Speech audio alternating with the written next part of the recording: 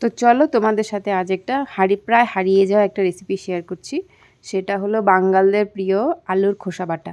তো অনেকে হয়তো খেয়েছো, অনেকে খাওনি। তো চলো আজ দেখিয়ে দিই কীভাবে বানাই। অ্যাকচুয়ালি আমি মাছের জন্য আলু কাটছিলাম, তো ভাবলাম এতগুলো খোসা কেন ফেলে দেবো, বাটাটা করি, অনেক দিন হয়েছে করা হয় না।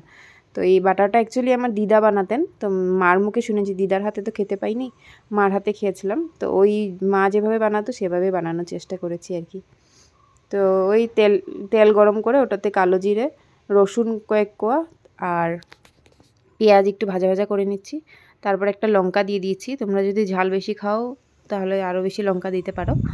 তো একটা লঙ্কা দিয়ে দিয়েছি। তারপর এখন ওই যে আলুর খোসাগুলো দিয়ে দিলাম। তো আলুর খোসাগুলো আমি ধুয়ে অল্প সময় ভিজিয়ে রেখেছিলাম, যদি একটুও বালি থাকে সেটা বের হয়ে যাবে আর কি। তো এটাকে একদম হালকা ফ্লেমে, মানে লো ফ্লেমে আর কি ভাজা ভাজা করব। তো দেখো নুন দিয়ে দিলাম আর একটু হলুদ গুঁড়ো দিয়ে দিচ্ছি। তো এটা মানে হাই ফ্লেমে করলে পুরো ভাজা ভাজা হয়ে যাবে, কিন্তু ভিতরটা সিদ্ধ হবে না, তো পেস্ট করতে অসুবিধা হবে। তো আমি ওই নরম নরম করে ভেজে নিয়েছি। তো এখন এটাকে ওই মিক্সারে দিয়ে পেস্ট করব। তো দেখো মোটামুটি সিদ্ধ হয়েই গেছে। তো চলো পেস্টটা করে নিই। তো দেখো কেমন হয়েছে দেখতে। তো এটার উপরে একটু সর্ষের তেল দিয়ে দিব আমি। তো পেস্ট করার সময় সামান্য একটু আমি জল দিয়েছিলাম, যদিও না হলে ভালোভাবে হচ্ছিল না।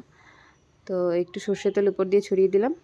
আর তোমরা চাইলে শিলনোড়াতে করতে পারো, আমি মিক্সারে করেছি শর্টকাট হওয়ার জন্য, কারণ আমার বাড়িকে স্কুল থেকে আনতে যেতে হবে।